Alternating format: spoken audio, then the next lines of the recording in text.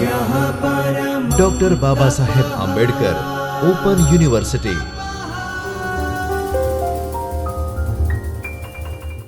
નમસ્કાર।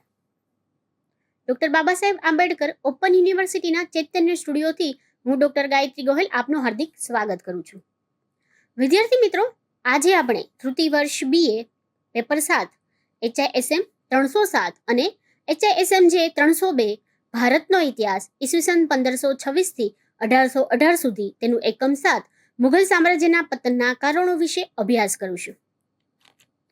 કોઈ પણ વ્યક્તિ, વંશ કે પ્રજા એકવાર મધ્યાહને પહોંચ્યા પછી સુવર્ણ યુગે પહોંચ્યા પછી સૂર્યની જેમ ઢળ્યા વિના રહેતી નથી।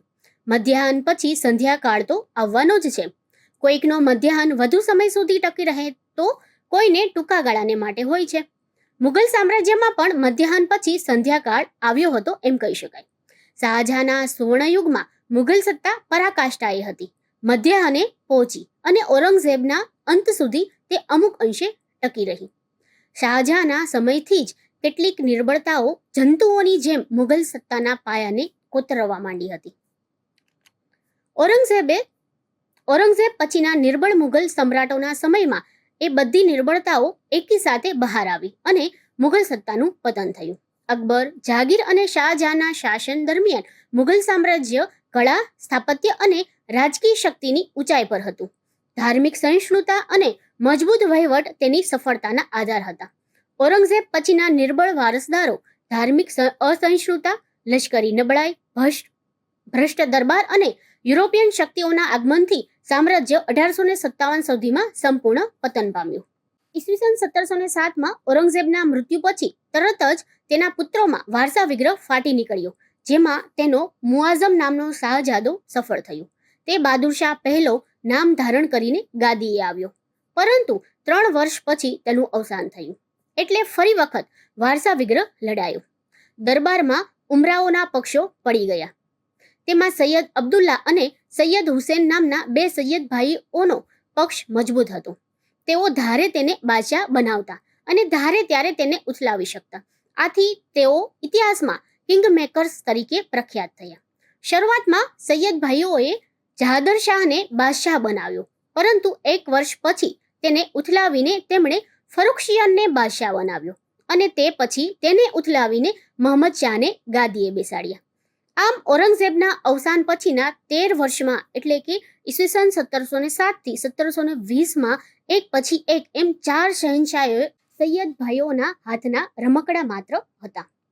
આથી જ ઔરંગઝેબ પછીના મુઘલ શહેનશાહો પડછાયા જેવા શહેનશાહો કહેવાયા। બીજી બાજુ દખ્ખણમાં છત્રપતિ શાહુ અને તેના શક્તિશાળી પેશવા બાલાજી વિશ્વનાથ અને પેશવા બાજીરાવે આક્રમણ ઉત્તર નીતિ અપનાવીને મુઘલ સામ્રાજ્યના થડ ઉપર ઘા કરવા માંડ્યા। જ્યારે ત્રીજી બાજુએ શહેનશાહની આવી હાલતનો લાભ લઈને ગુજરાત, દખ્ખણ, બંગાળ વગેરે પ્રાંતોના સુબાઓ સ્વતંત્ર થઈ ગયા અને તેમણે ત્યાં પોતપોતાનો વંશ સ્થાપવા માંડ્યો। આ અધૂરું હોય તેમ ઈસવીસન 1739માં ઈરાનના શાહ નાદિર શાહે અને 1756 થી 61 સુધી અહમદ શાહ અબ્દાલીએ પોતાના આક્રમણો દ્વારા મુઘલ સામ્રાજ્યનું પડું થતી ઇમારતને આખરી ફટકો માર્યો। તે જ અરસામાં અંગ્રેજો અને ફ્રેન્ચો પણ સામ્રાજ્યના મૃત જેવા દેહને કીડીઓની જેમ વળગી પડ્યા અને મુઘલ સામ્રાજ્યનું પતન સંપૂર્ણ બન્યું। વિદ્યાર્થી મિત્રો, આપણે હવે વાત કરીએ મુઘલ સત્તાના પતન માટેના મુખ્ય કારણોની, જેમાં પહેલું કારણ હતું અકબરે શરૂ કરેલી મનસબદારી લશ્કરી નીતિ। વિદ્યાર્થી મિત્રો, મુઘલ સત્તાના પતન માટે અકબરે શરૂ કરેલી મનસબદારી લશ્કરી નીતિને જવાબદાર ગણાવી શકાય। અકબરે શેરશાહના લગભગ બધા જ સુધારા જરૂરી સુધારા વધારા સહિત અપનાવ્યા હતા, પરંતુ તેણે લશ્કરી સુધારામાં શેરશાહને અપનાવ્યો ન હતો અને મનસબદારી પ્રથાની શરૂઆત કરી હતી। તે જાગીરદારી પદ્ધતિને મળતી આવતી હતી। તેના દૂષણો શક્તિશાળી સમ્રાટોના સમયમાં તો માલુમ પડ્યા જ નહીં, પરંતુ નિર્બળ શાસકોના યુગમાં તેના દ્વારા મોટા મોટા મનસબદારોએ તેમના લશ્કર અને એ જાગીરને જોરે સમ્રાટોને પોતાના હાથમાં રમકડા બનાવ્યા। વિદ્યાર્થી મિત્રો, બીજું કારણ હતું શાહજહાં અને ઔરંગઝેબની ધાર્મિક નીતિ। અકબરે ભારતની પ્રજાને યોગ્ય રીતે સમજીને ધાર્મિક ક્ષેત્રે સહિષ્ણુ નીતિ અપનાવીને જજિયા વેરો તથા યાત્રા વેરો માફ કર્યો હતો. રાજપૂતો સાથે મૈત્રીભરી નીતિ અપનાવી જેથી મુઘલ સામ્રાજ્યનો પાયો મજબૂત બન્યો હતો. પરંતુ શાહજહાએ ધર્મના ક્ષેત્રે અસહિષ્ણુ નીતિની શરૂઆત કરીને મુઘલ સત્તાના પતનના બીજ વાવ્યા હતા. શાહજહાં પછી ગાદીએ આવેલા તેના ઉત્તરાધિકારી ઔરંગઝેબે જજિયા વેરો પુનઃ શરૂ કર્યો. રાજપૂતો તરફ અવિશ્વાસ બતાવ્યો. દખ્ખણના શિયા રાજ્યોને ધાર્મિક કારણસર ખાલસા કર્યા. ધાર્મિક જનૂનથી પ્રેરાઈને તેણે અનેક ગંભીર ભૂલો કરી પોતાની અંત અને મુઘલ સત્તાના પતનના બીજ રોપ્યા. ઔરંગઝેબની અસહિષ્ણુ ધાર્મિક નીતિને લીધે રાજપૂતોનો સાથ મુઘલને મળી શક્યો નહીં. રાજપૂતોની મદદથી દખ્ખણમાં ઔરંગઝેબ શિવાજી અને મરાઠાઓને સહેલાઈથી નમાવી શક્યો હોત. તેની ધાર્મિક નીતિને લીધે સામાન્ય પ્રજા બિન મુસ્લિમો જે બહુમતીમાં હતા તે મુઘલ સત્તાથી વિમુખ થઈ ગયા, જે મુઘલ સત્તા માટે એક ખતરનાક બળ પુરવાર થયું. આ ઉપરાંત ઔરંગઝેબની ધાર્મિક નીતિને લીધે જ શીખ કોમ પણ લડાયક પ્રજા બની હતી. ભારતમાં જે કોઈ સરકાર ધાર્મિક ક્ષેત્રે અસહિષ્ણુ નીતિ અપનાવે છે તેનું પતન થાય છે. એવા ઐતિહાસિક પદાર્થ પાઠને મોગલો ભૂલ્યા ત્યારથી જ તેમના પતનની શરૂઆત થઈ ગઈ હતી એમ કહી શકાય. વિદ્યાર્થી મિત્રો, ત્રીજું કારણ છે વાયવ્ય સરહદમાં મળેલી નિષ્ફળતા. જહાંગીરના સમયમાં જ્યારે નૂરજહાંના શાસન દરમિયાન તેણે જ્યારે શાહજહાંની સાથે શહેરિયાતને ગાદી આપવા માટેની હિલચાલ શરૂ કરી ત્યારે કંદહારને બચાવવા જવાની શાહજહાંએ ના પાડી. ત્યારથી કંદહાર મોગલોએ ગુમાવ્યું હતું. શાહજહાંએ ગાદીએ આવ્યા પછી કંદહારને પુનઃપ્રાપ્ત કરવા માટે જે પ્રયત્નો કર્યા તેમાં તેને નિષ્ફળતા મળતા મુઘલ સત્તા અને મુઘલ લશ્કરની પ્રતિષ્ઠાને નુકસાન પહોંચ્યું હતું. આ ઉપરાંત મધ્ય એશિયામાં પણ મુઘલને મળેલી નિષ્ફળતાએ તેની પ્રતિષ્ઠાને નબળી પાડી હતી. વિદ્યાર્થી મિત્રો, વાયવ્ય સરહદમાં મળેલી નિષ્ફળતાને કેટલાક ઇતિહાસકારો મુઘલ સત્તાના પતનમાં તેના શક્તિશાળી પરિબળ તરીકે ગણાવે છે. વિદ્યાર્થી મિત્રો, આપણે ચોથા કારણની વાત કરીએ એ છે નબળા વારસદારો અને રાજકીય ભાતૃવિગ્રહો. ઔરંગઝેબ પછી જે મુઘલ સમ્રાટો ગાદી પર આવ્યા તે નિર્બળ સાબિત થયા. મહાન મુઘલ સામ્રાજ્યનો ભાર ઉઠાવી શકે એટલી શક્તિ નિર્બળ શાસકોમાં ન હતી. નિર્બળ શાસકોના શાસનકાળમાં ઉમરાઓના હાથમાં સત્તા આવી ગઈ હતી. ઉમરાઓ મન ફાવે તેને સમ્રાટ બનાવી શકતા અને ધારે તેને ગાદી પરથી ઉઠાવી શકતા. નબળા વારસદારો અને ઉમરાઓ વચ્ચેની હરીફાઈ એ મુઘલ સત્તાનું પતન ઝડપી બનાવ્યું. મુઘલમાં જ્યેષ્ઠ પુત્રને બદલે શ્રેષ્ઠ પુત્રને ગાદી મળે એવી પ્રણાલિકા હતી.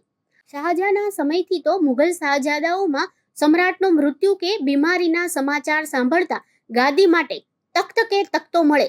અહીં તખ્તનો અર્થ છે ગાદી અને તખ્તોનો અર્થ છે ફાંસી. આમ તખ્ત કે તખ્તો મળે એ માટે ભાતૃવિગ્રહ કરવાની શરૂઆત થઈ હતી.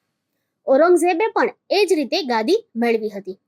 આમ રાજકીય ભાતૃવિગ્રહોએ મુઘલ સત્તા અને પ્રતિષ્ઠાને ખૂબ જ હાનિ પહોંચાડી હતી અને મુઘલ દરબારને કાવતરાનું કેન્દ્ર બનાવી દીધું હતું, જેથી ઉમરાઓનું રાજકારણમાં જોર વધ્યું હતું.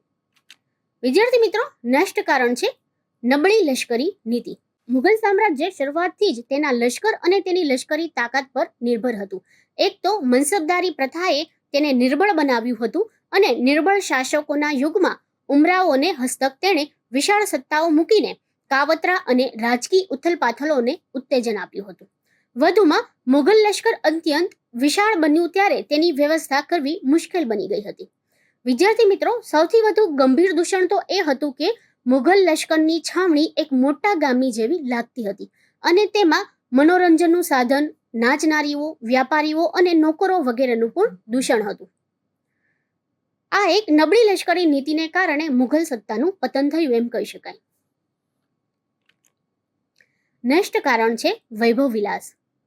સમાજમાં વૈભવ વિલાસની માત્રા વધી જાય છે ત્યારે જનતાના ચારિત્રનું પતન થાય છે.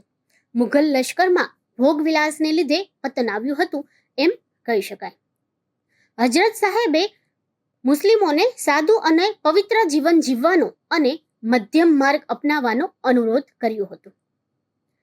તેમની વારસ એવી ખિલાફતે પહેલા 4 ખલીફાઓ પછી પણ જ્યારે ભોગ વિલાસનો રાહ લીધો ત્યારે તેનું પતન થયું અને મુઘલ સામ્રાજ્યમાં પણ જ્યારે એ દૂષણ આવ્યું ત્યારે મુઘલ સામ્રાજ્યનું પતન થયું. વિદ્યાર્થી મિત્રો, હજરત સાહેબે અને ઇસ્લામે ઉદારતા અને ધાર્મિક સહિષ્ણુતાનો પદાર્થપાઠ ભણાવ્યો હતો.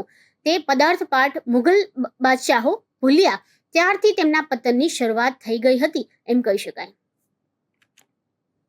વિદ્યાર્થી મિત્રો, મુઘલ સત્તાના પતનનું પરિણામ એ આવ્યું કે બાબરથી માંડીને બહાદુર શાહ પહેલા સુધીના મુઘલ શાસકોએ શારીરિક શક્તિ અને પૌરુષત્વ જાળવી રાખ્યું હતું. બહાદુર શાહ પછીના ફરુખશિયનનું શરીર સશક્ત હતું, પરંતુ જહાદાર શાહ અને અહમદ શાહ જેવા અંતિમ મુઘલ સમ્રાટો તો ભોગવિલાસમાં જ ડૂબ્યા રહેતા હતા અને જનાના ખાનામાંથી ભાગ્યે જ બહાર આવતા હતા. તેમના ભ્રષ્ટ ચારિત્ર્યની અસર મુઘલ ઉમરાવો અને અમલદારો પર પણ પડી હતી. મુઘલ સામ્રાજ્યની શક્તિ તદ્દન ક્ષીણ થઈ ગઈ હતી. મુઘલ દરબારમાં રાજકીય કાવતરા સામાન્ય બન્યા હતા. આ ઉપરાંત સામ્રાજ્યનું વિભાજન, મરાઠાઓનો ઉદય અને નાદિર શાહની અને અહમદ શાહ અબ્દાલીની ચડાઈઓ તથા અંગ્રેજોની સત્તાનો ઉદય વગેરે પરિબળોએ પણ મુઘલ સત્તાનું પતન અને અંત આણવામાં મહત્વનો ભાગ ભજવ્યો હતો. વિદ્યાર્થી મિત્રો, આપણે આ વાત કરી મુઘલ સામ્રાજ્યના પતનના કારણો વિશે. ફરી એક નવા ટોપિક સાથે મળીશું. નમસ્કાર.